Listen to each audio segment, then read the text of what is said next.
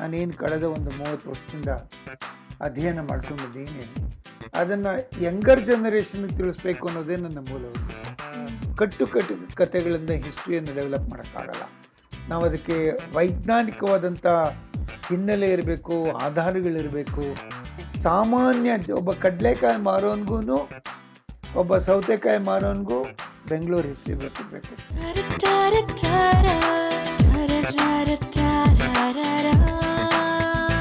ನನಸಾಗುವುದು ಕನಸು. Behind the mic. Hi, hello, ನಮಸ್ಕಾರ ಎಲ್ಲರಿಗೂ.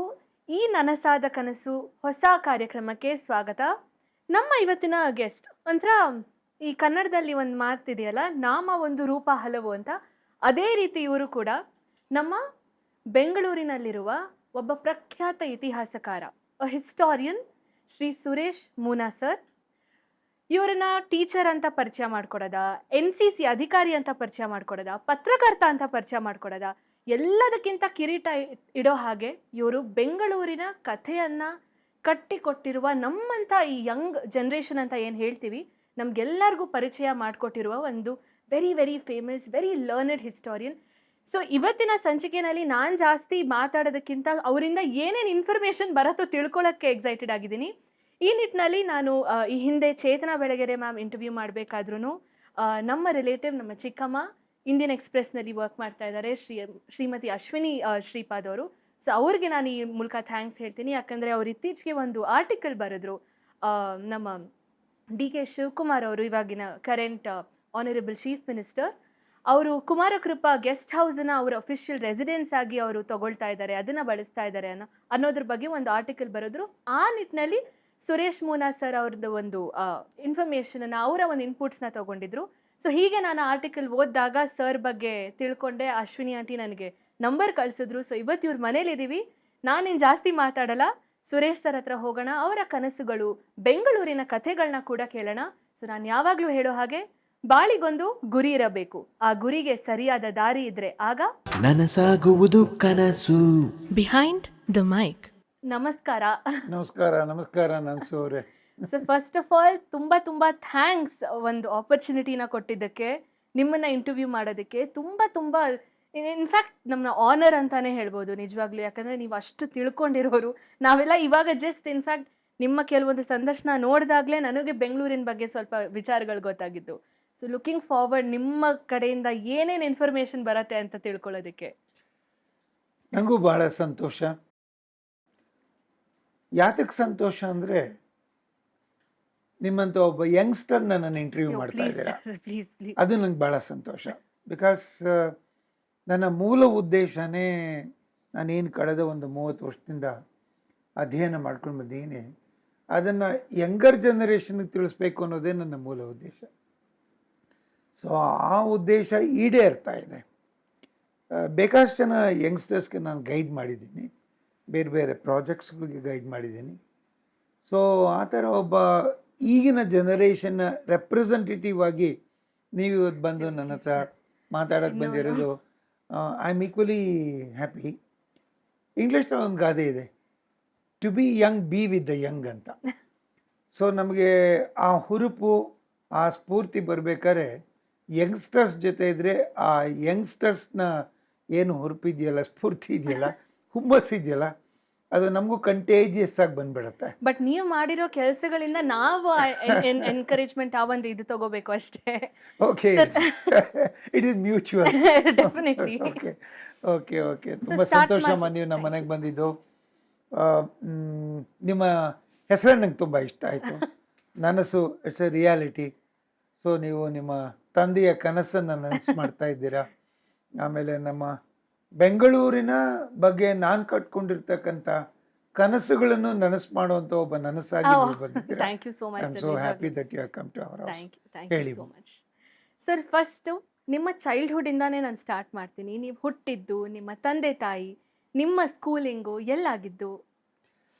ನಾನು ಹುಟ್ಟಿದ್ದು ಆ್ಯಕ್ಚುಲಿ ತುಮಕೂರಲ್ಲಿ 1951 January 13. ತುಮಕೂರಿನಲ್ಲಿ ಸ್ವಲ್ಪ ಸಣ್ಣ ಪುಟ್ಟ ವಿದ್ಯಾಭ್ಯಾಸ ಆಯಿತು. ನಮ್ಮ ತಂದೆ ಬಂದು ರೈಲ್ವೇಸ್ನಲ್ಲಿ ಕೆಲಸದಲ್ಲಿದ್ದರು. ಸೊ ರೈಲ್ವೆ ಸ್ಟೇಷನ್ ಮಾಸ್ಟರ್ ಆಗಿದ್ದರು. ಆಮೇಲೆ ಅವರು ಟ್ರಾಫಿಕ್ ಇನ್ಸ್ಪೆಕ್ಟರ್ ಆದರು. ಸೊ ಆಬ್ವಿಯಸ್ಲಿ ಸೆಂಟ್ರಲ್ ಗೌರ್ಮೆಂಟಲ್ಲಿದ್ದರಿಂದ ಅವ್ರಿಗೆ ಟ್ರಾನ್ಸ್ಫರ್ಸ್ ತುಂಬ ಆಗ್ತಾಯಿತ್ತು. ಸೊ ಹೀಗಾಗಿ ತುಮಕೂರಿಂದ ನಾವು ಬೆಂಗಳೂರಿಗೆ ಬಂದ್ವಿ. ಬೆಂಗಳೂರಿಂದ ಆಮೇಲೆ ಮೈಸೂರಿಗೆ ಹೊರಟೋದ್ವಿ. ಮೈಸೂರಲ್ಲಿ ನಮ್ಮ ಎಜುಕೇಷನ್ ಆಗಬೇಕು ಅಂತ ಅಲ್ಲೇ ನಮ್ಮನ್ನು ಪರ್ಮನೆಂಟಾಗಿ ಇಟ್ಬಿಟ್ಟು ನಮ್ಮ ತಂದೆ ಓಡಾಡ್ತಾಯಿದ್ರು. ನಂಜನಗೂಡು ಅಲ್ಲಿ ಇಲ್ಲಿ ಎಲ್ಲ ಸ್ಟೇಷನ್ ಮಾಸ್ಟರ್ ಆಗಿದ್ದರು. ಸೊ ಹೀಗಾಗಿ ಮೈಸೂರಲ್ಲಿ ನನ್ನ ವಿದ್ಯಾಭ್ಯಾಸ ಪೂರ್ತಿ, ನನ್ನ ಮಟ್ಟಿಗೆ ನಾನು ಹೇಳೋದಾದರೆ. ನಾವು ನಮ್ಮ ತಂದೆಗೆ 3 ಜನ ಗಂಡು ಮಕ್ಕಳು, ನಮ್ಮ ಅಣ್ಣ, ನನ್ನ ತಮ್ಮ, ನಮ್ಮ ಬ್ರದರ್. ಅವರು ರಿಜಿಸ್ಟ್ರಾರ್ ಆಫ್ ಕೋಆಪರೇಟಿವ್ ಸೊಸೈಟೀಸ್ ಆಗಿ ರಿಟೈರ್ ಆಗಿದ್ದಾರೆ, ಬೆಂಗಳೂರಲ್ಲೇ ಇದ್ದಾರೆ. ನನ್ನ ತಮ್ಮ ಮೆಡಿಕಲ್ ಫೀಲ್ಡಲ್ಲಿದ್ದು ರಿಯಲ್ ಎಸ್ಟೇಟ್ನಲ್ಲಿದ್ದಾರೆ, ಅವರು ಬೆಂಗಳೂರಿನಲ್ಲೇ ಇದ್ದಾರೆ. ನಮ್ಮ ಒಬ್ಬರು ಸಿಸ್ಟರು, ಅವರು of course she is no more, brother ಇಲ್ಲನೂ ಇಲ್ಲ, ಅವರು ವಿಜಯನಗರದಲ್ಲಿ ಅವ್ರ ಮಕ್ಕಳೆಲ್ಲ ಇದ್ದಾರೆ. So this is our small family. ನಾನು ಮೈಸೂರಿನಲ್ಲಿ ನನ್ನ ಪ್ರೈಮರಿ ಸ್ಕೂಲೆಲ್ಲ ಮೈಸೂರಿನಲ್ಲೇ ಆಯಿತು. ಬಲ್ಲಾಳ್ ಹೋಟ್ಲ್ ಅಂತ ಇದನ್ನು ಕಾಂತರಾಜ್ ಅರಸ್ ರೋಡ್ ಅಂತ, ಕೃಷ್ಣಮೂರ್ತಿಪುರ ಅಂತ ಬಹಳ ಹಳೇ ಬಡಾವಣೆ, ನಮ್ಮ ಬಸವನಗುಡಿ ಥರ ಮೈಸೂರಿನ ಬಸವನಗುಡಿ ಕೃಷ್ಣಮೂರ್ತಿಪುರ ಆ ಜಾಗ. ಅಲ್ಲಿ ಕಾಂತರಾಜ್ ಅರಸ್ ರೋಡ್ ಅಂತ ಅಲ್ಲೊಂದು ಮನೆಯಲ್ಲಿ ಬಾಡಿಗೆಯಲ್ಲಿದ್ವಿ ಒಂದು 10 ವರ್ಷ. ಸೊ ಅವಾಗ ಅಲ್ಲಿ ಬಲ್ಲಾಳ್ ಹೋಟ್ಲ್ ಅಂತ ಒಂದು ಸರ್ಕಲ್, ಅಲ್ಲಿ ಒಂದು ಗೌರ್ಮೆಂಟ್ ಸ್ಕೂಲ್ ಇತ್ತು, ಅಲ್ಲೊಂದು 2 ವರ್ಷ ಇದ್ದೆ.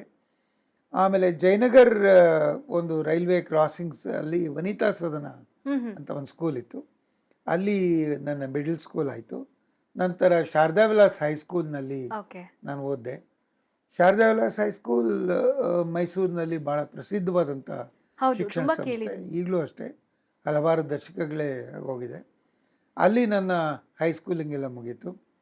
PUC ಎಲ್ಲ ನಾನು Maharajas college Mysuru, degree MD TDB college ಅಂತ ಮಾಡಿದೆ.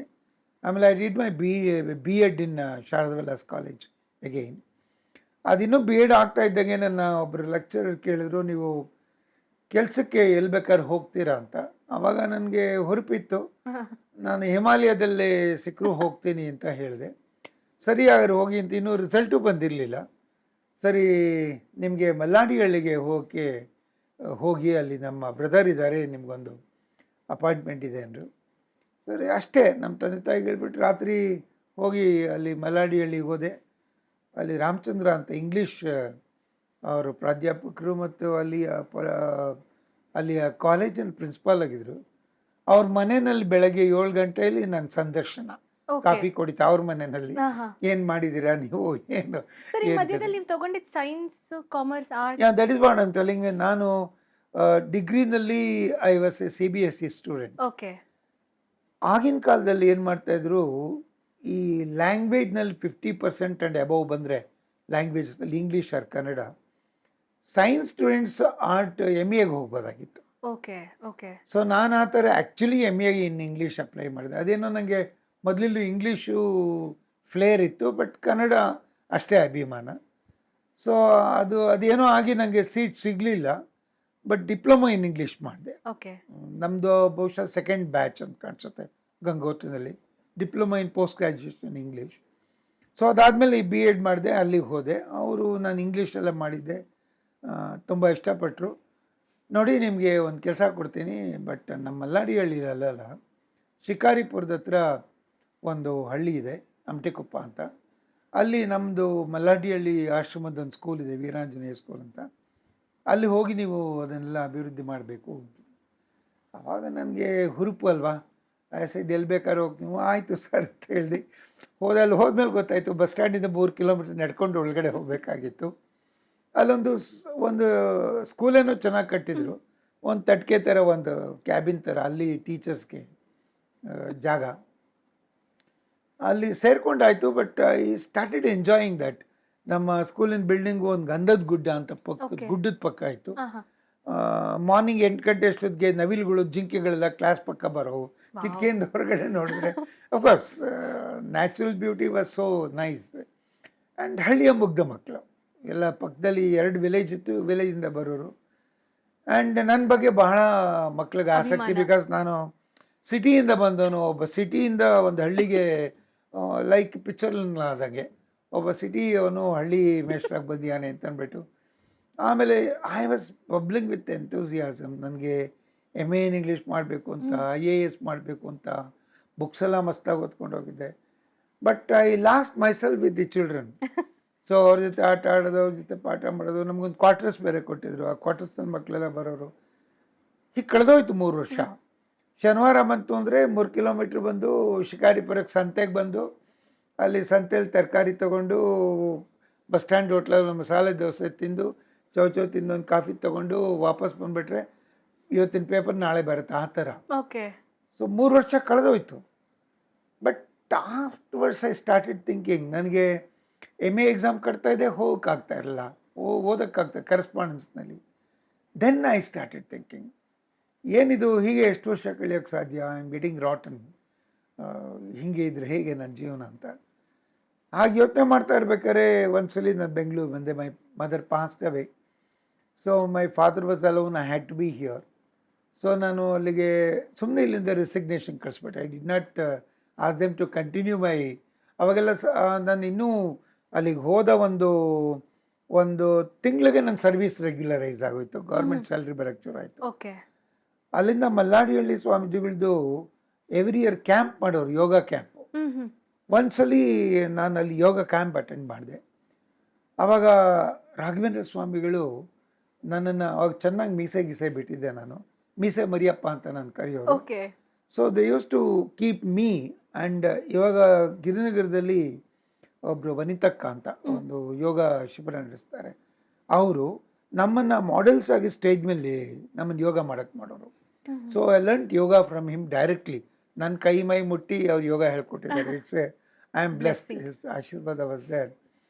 ಸೊ ಹಾಗಾಗಿ ನನಗೆ ಯೋಗ ಸರ್ಟಿಫಿಕೇಟ್ ಇತ್ತು. ಬೆಂಗಳೂರಿಗೆ ಬಂದೆ. ಬೆಂಗಳೂರಲ್ಲಿ ನಾನು I did not even ask them to continue my service. ಇಲ್ಲಿಗೆ ಕಂಟಿನ್ಯೂ ಮಾಡ್ತೀನಿ ಟೀಚರ್ಸ್ ಕೆಲಸ ಅಂತೆಲ್ಲೂ ಅಂದ್ಕೊಂಡಿರಲಿಲ್ಲ. ಇಲ್ಲಿ ಬಂದೆ, ಯಾವುದೋ ಒಂದು ಕೆಮಿಕಲ್ ಇದ್ರ ಕೆಲಸ ಮಾಡಿದೆ. ಆಮೇಲೆ ದಯಾನಂದ ಸಾಗರ್ ಅವರಿದ್ರು, ಅವ್ರದ್ದೊಂದು ಸ್ಕೂಲ್ ಇತ್ತು. ಓಕೆ. ಸೊ ಅಲ್ಲಿಗೆ ಇಂಟರ್ವ್ಯೂಗೆ ಬಂದಿತ್ತು. ದಯಾನಂದ ಸಾಗರ್ ಅವರೇ ಇಂಟರ್ವ್ಯೂ ಮಾಡಿದ್ರು. ನಾನು ಯೋಗ ಸರ್ಟಿಫಿಕೇಟ್ ನೋಡಿ, ಏನಪ್ಪ ನೀವೆಲ್ಲರಿಗೂ ಯೋಗ ಹೇಳ್ಕೊಡ್ತೀರಾ ಅಂದರು. ಹ್ಞೂ ಅಂತಂದೆ. ನಂದು he never bothered about my degree. ಸರಿ, ಇವ್ರ ಕೆಲಸಕ್ಕೆ ತಗೊಂಡು ಇದ್ಬಿಟ್ರು. So 1 year I was there. But ಸಮೌ ನನ್ನ ಎಂಥೂಸಿಯಾಸಮ್ಗೆ, ನನ್ನ ಕನಸುಗಳಿಗೆ ಯಾಕೋ ಆಗ್ತಾಯಿಲ್ಲ ಅನ್ನಿಸ್ತು. ಅವಾಗ APSನಲ್ಲಿ ಆಪರ್ಚುನಿಟಿ ಬಂತು. ಸೊ ಇಲ್ಲೂ ಅಷ್ಟೇ ನನ್ನ ಯೋಗ ಸರ್ಟಿಫಿಕೇಟ್ ತೋರಿಸ್ದೆ. ತಕ್ಷಣ ಅಲ್ಲಿ ಭಾಳ ದೊಡ್ಡ ಕಾಂಪಿಟೇಷನ್ ಇತ್ತು. ಒಂದು ಪೋಸ್ಟ್ಗೆ 108 ಜನ ಇದ್ದರು. So in spite of all those things I got selected. So yoga ಇದ್ದಿದ್ದರಿಂದ ಐ ಗಾಟ್ ಸೆಲೆಕ್ಟೆಡ್. ಯೋಗ ಇತ್ತು, ಆ ಯೋಗ ಸರ್ಟಿಫಿಕೇಟಿಂದ ಯೋಗ ಇತ್ತು ಅಲ್ಲಿ. ನಾನು ಬಂದ ತಕ್ಷಣವೇ ಅಲ್ಲಿ ಸ್ಕೌಟ್ ಇತ್ತು, ಬಟ್ NCC ಇರಲಿಲ್ಲ. So I was so enthusiastic. I was so still very Young. ಅವಾಗ ಇನ್ನು ಹಾರ್ಡ್ಲಿ ಐ ವಾಸ್ 30. ಸೊ ಅವಾಗ ನಮ್ಮ ಕಾಲೇಜ್ನಲ್ಲಿ NCC ಇತ್ತು. ಕಾಲೇಜ್ನಲ್ಲಿ ಸೂರ್ಯನಾರಾಯಣ ಅಂತವರು, ಹೈಸ್ಕೂಲ್ನಲ್ಲಿ NCC ಇದ್ರೆ ಅವ್ರಿಗೆ ಫೀಡಿಂಗ್ ಸಿಗುತ್ತೆ. ಸ್ಟೂಡೆಂಟ್ಸ್ ಇಲ್ಲಿ ಟ್ರೈನ್ ಆದವರು ಅಲ್ಲಿಗೆ ಹೋಗ್ತಾರೆ. So he initiated and he got as NCC company. Okay. So ನಾನು NCC ಟ್ರೈನಿಂಗಿಗೆ ನಾಗ್ಪುರಕ್ಕೆ ಕಳಿಸಿದ್ರು. 3 ತಿಂಗಳು ಭಾಳ ಟಫ್ ಟ್ರೈನಿಂಗ್ ಅದು. Very disciplined. ರೆಗ್ಯುಲರ್ ಆರ್ಮಿ ಸೋಲ್ಜರ್ಸ್ಗೆ ಏನು ಟ್ರೈನಿಂಗ್ ಕೊಡ್ತಾರೋ ಅದೇ ಟ್ರೈನಿಂಗ್ ನಮಗೂ ಕೊಡ್ತಾರೆ. No differences. ಸೊ ಆ ಟ್ರೈನಿಂಗ್ ಮಾಡ್ಕೊಂಬಂದೆ. NCC ಶುರು ಮಾಡಿದೆ. ಅಲ್ಲಿಂದ 2007ವರೆಗೂ ನಾನು I worked as an NCC officer. 2 times I got Chief Minister's commendation. Very nice. And 1 time I got a national award for DDG's commendation medal ಅಂತ, ಸಿಲ್ವರ್ ಮೆಡಲ್. ಏನು ಅಂದರೆ conservation of historical monuments is an NCC activity ಅಂತ. I introduced conservation of monuments in NCC at national level. ನಾವು second refresher ಕೋರ್ಸ್ಗೆ ಹೋದಾಗ ಆಗ ಅಲ್ಲಿ ಸೆಮಿನಾರ್ಗಳ ಸಿಸ್ಟಮ್ ಇಂಟ್ರಡ್ಯೂಸ್ ಮಾಡಿದ್ರು. So that was a first batch. ನನಗೆ ಅಲ್ಲೆಲ್ಲ 3 ಕಂಪ್ನಿಗಳಿತ್ತು. ಒಂದು ಕಂಪ್ನಿ, ನಮ್ಮ ಕಂಪ್ನಿಯ major was very young, Mansingh ಅಂತ. He knew about me. ಅವರು, mister Suresh, can you present a paper since you are learned ಅಂತ ಹೇಳಿದ್ರು. ವೈ ನಾಟ್ ಸರ್ ಅಂದೆ. ಸೊ ಅವಾಗ actually it was jam packed. So ತುಂಬ ವೈಡ್ ಪಬ್ಲಿಸಿಟಿ ಕೊಟ್ಟರು. We are introducing seminar in NCC ಅಂತ. ನಾನು conservation of historical monuments as N NCC activity ಅಂತ subject. So ಬ್ರಿಗೇಡಿಯರು, ಅಲ್ಲಿ ಲೆಫ್ಟಿನೆಂಟ್ ಜನರಲ್ಸು, ಎಲ್ಲರೂ ಮಿಲ್ಟ್ರಿ ಇವರು 3 ಕಂಪ್ನಿಯ ಎಲ್ಲ ಆಲ್ ಓವರ್ ದ ಕಂಟ್ರಿಯಿಂದ ಇವ್ರು ಬರ್ತಾರೆ ಟ್ರೈನಿಂಗಿಗೆ, ಲೆಕ್ಚರರ್ಸು ಟೀಚರ್ಸ್ ಎಲ್ಲ ಬರ್ತಾರೆ. ಸುಮಾರು 300 ಜನ, ಫ್ರಮ್ ಆಲ್ ದಿ ಸ್ಟೇಟ್ಸ್, ಎಲ್ಲ ಲ್ಯಾಂಗ್ವೇಜ್ನವರು ಎಲ್ಲ. It's A mini India. ನಮ್ಮ ಕಾಂಪ್ಟಿ ಟ್ರೈನಿಂಗ್ OTS ಅಂತಾರೆ, ಆಫೀಸರ್ ಟ್ರೈನಿಂಗ್ ಸ್ಕೂಲ್ ಅಂತ. It's A mini India. So for about 40 minutes I spoke about conservation of historical monuments. I said we are just doing blood donation, ಆಮೇಲೆ road cleaning ಅದೇ ಮಾಡ್ಕೊಂಡು ಕೂತಿದ್ದೀವಿ, ಎಷ್ಟು ವರ್ಷ ಅದನ್ನೇ ಮಾಡ್ತೀರಾ, ಇದು ಒಂದು ಪೂಜ್ಯವಾದ ಕೆಲಸ, ಇದನ್ನು ಮಾಡೋಣ, why don't you introduce in NCC and nobody would object for this because this is required in the entire country. ಪ್ರತಿಯೊಂದು ವಿಲೇಜಲ್ಲಿ ಬೇಕಿದು. So you can take to grass root level NCCನ ಅಂತೆಲ್ಲ ಹೆಂಗೆ ಕೇಳಬೇಕಾ ಹೊಡೆದೆ ಭಾಷಣನ. So it was like very much. ತುಂಬ ಇಷ್ಟಪಟ್ಟರು. ಅವಾಗ got A grade. I was the course senior. ಅಂದರೆ ಇಡೀ ಕಂಟ್ರಿಯಿಂದ ಬಂದ ಎಲ್ಲರಿಗೂ I was the leader. It was a very challenging job, but I did successfully. God A grade. And ಅಲ್ಲಿ ನಾವು A grade ಬಂದರೆ, ಇಲ್ಲಿ ಬಂದರೆ ನಮ್ಗೆ ಕ್ರೆಡಿಟ್ ಇರುತ್ತೆ. ನಮ್ಮದು ವಿ ಗಾಟ್ DDGs ಲೆವೆಲಲ್ಲಿ ಇಲ್ಲಿರುತ್ತೆ. ನಮ್ಮ ಎಲ್ಲ ಸ್ಟೇಟಲ್ಲೂ ಹೆಡ್ ಕ್ವಾರ್ಟರ್ಸ್ ಇರುತ್ತೆ. ಬೆಂಗಳೂರಲ್ಲಿ ಹೆಡ್ ಕ್ವಾರ್ಟರ್ಸ್ ಇದ್ದಿದ್ದು. ಸೊ ನಮ್ಮಲ್ಲಿ ಡೆಪ್ಯೂಟಿ ಡೈರೆಕ್ಟರ್ ಜನರಲ್ ಅವಾಗ MM ಅಲಿ ಅಂತಿದ್ರು, ಬೆಂಗಳೂರಿನವರು. So he liked it very much. ನಾನು ಬರೀ NCCದು ಮಾತ್ರ ಹೇಳ್ತಾ ಇದ್ದೀನಿ. So he said I was so happy that you are giving slide presentation ಅಂತ. ಯಾವುದೋ ಒಂದು ಕ್ಯಾಂಪಲ್ಲಿ ನಾನು ಸ್ಲೈಡ್ ಪ್ರೆಸೆಂಟೇಷನ್ ಕೊಡ್ಬೇಕಾದ್ರೆ ಮಧ್ಯ ಬಂದುಬಿಟ್ರು ಅವರು.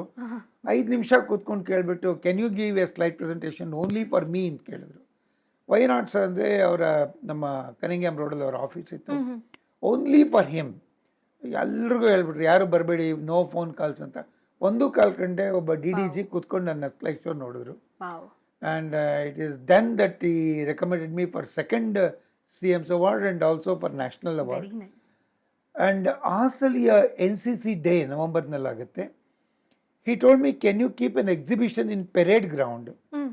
I tell you, ಒಬ್ಬ DDG, ಡೈರೆಕ್ಟರ್ ಜನರಲ್ ಅವರ ಆಫೀಸ್ಗೆ ಹೋಗಿ ಕೆದರ್ಕೋತಾರೆ even COಗಳು.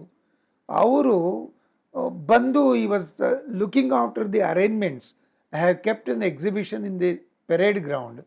Perhaps in the history of the entire parade ground, I am the first person to keep the NCC Bangalore history exhibition. Wow. So NCC Day. NCC Day ನಲ್ಲಿ all the top brass of Bangalore military, all regiments ಎಲ್ಲರನ್ನೂ ಕರೀತಾರೆ ಅದಕ್ಕೆ. ಅವ್ರು ನಿಂತ್ಕೊಂಡು ಎಲ್ಲರನ್ನು our AN1, we are all called associated NCC officers. So our ANO has done this, please come and see, please come and see. ಅವ್ರು ನಿಂತ್ಕೊಂಡು ಹೇಳ್ತಾ ಇದ್ದಾರೆ. I was so surprised because he was so much fascinated by Bangalore history. So ಹೀಗಾಗಿ that is how I did my NCC. ನನಗೆ ತುಂಬ ತೃಪ್ತಿ ಇದೆ. NCC ಕ್ಯಾಂಪ್ಗಳಲ್ಲಿ ನಮ್ಮ ಮಕ್ಕಳುಗಳಿಗೆ ಇದನ್ನೆಲ್ಲ ತುಂಬ try to push these things into. ಅದೇ normally I use to be in charge of cultural programmes. Normally I use to give a talk and ಎಲ್ಲರನ್ನೂ ಒಟ್ಟಿಗೆ ಕೊಡಿಸ್ಬಿಟ್ಟು, ಯಾರು ಚೀಫ್ ಗೆಸ್ಟ್ ಬರ್ತಾರೆ ಅಂದರೆ ಅಲ್ಲಿ ಕ್ಯಾಂಪ್ ಕಮಾಂಡರ್ ನನಗೆ 1 hour ಮಾತಾಡೋಕ್ಕೆ ಬಿಟ್ಬಿಡೋರು. ನೀವು ಮಾತಾಡ್ತಾರೆ, ಹುಡುಗರೆಲ್ಲ ಸುಮ್ಮನೆ ಕೂತಿರ್ತಾರೆ, ಗೆಸ್ಟ್ ಬರೋವರೆಗೆ ಗೊತ್ತಂದ್ಬಿಟ್ಟು. ಆ ಥರ NCC ವಾಸ್ ಓಕೆ. ಸರ್, ಇಲ್ಲೊಂದು ಸ್ಮಾಲ್ ಪಾಸು. ನೀವು ಆಲ್ರೆಡಿ ಬ್ಯಾಂಗ್ಳೂರ್ ಹಿಸ್ಟ್ರಿದು ಎಕ್ಸಿಬಿಷನ್ ನೀವು ಮಾಡ್ತಾ ಇದ್ರಿ ಅಂತ ಹೇಳಿದ್ರಿ. ಬಟ್ ನಿಮಗೆ ಬ್ಯಾಂಗ್ಳೂರ್ ಹಿಸ್ಟ್ರಿ ಬಗ್ಗೆ ನಾನು ತಿಳ್ಕೋಬೇಕು ಅಂತ ನಿಮ್ಗೆ ಅನ್ಸಿದ್ದು ಯಾವಾಗ ಅಂತ? ದಟ್ಸ್ ಅಗೇನ್ ಲಾಂಗ್, ತುಂಬಾ ದೊಡ್ಡ ಕಥೆ, very big story. And of course ನೀವು ಶಿವರಾತ್ರಿ ದಿವಸ ಹಿಂದಿನ ದಿವಸ ಶಿವರಾತ್ರಿ ದಿವಸ ಸಂಜೆ 7 ಗಂಟೆಗೆ ಶುರು ಮಾಡಿದ್ರೆ ಮಾನ್ಯ ದಿವಸ 7 ಗಂಟೆವರೆಗೂ I can go on talking about not about myself, about Bangalore history, because Bangalore history ನನ್ನ ದೃಷ್ಟಿಯಲ್ಲಿ ಒಂದು ಚಿನ್ನದ ಗಣಿ. ಓಕೆ, ನಾವು ತೆಗೆದಿರೋದು ನನ್ನ ದೃಷ್ಟಿಯಲ್ಲಿ so for, including my work, little work ನಾನು ಹೇಳ್ತಾ ಇರೋದು. ಇನ್ನು ಬೇರೆ ಬೇರೆಯವರು ತುಂಬ ಚೆನ್ನಾಗಿ ವರ್ಕ್ ಮಾಡಿದ್ದಾರೆ. ಅವ್ರದ್ದೆಲ್ಲಾರ್ದು put together hardly 30 to 40% Bangalore history is being scientifically studied. That is very important. With a scientific attitude, ಒಂದು ಹಿಸ್ಟ್ರಿಯನ್ನು ಯಾವಾಗಲೂ ನಾವು you should put the history in the crucible of science and then take it out. Then only it becomes history. Otherwise you cannot develop history concocted ಸ್ಟೋರೀಸಿಂದ, ಕಟ್ಟು ಕಥೆಗಳಿಂದ ಹಿಸ್ಟ್ರಿಯನ್ನು develop ಮಾಡೋಕ್ಕಾಗಲ್ಲ.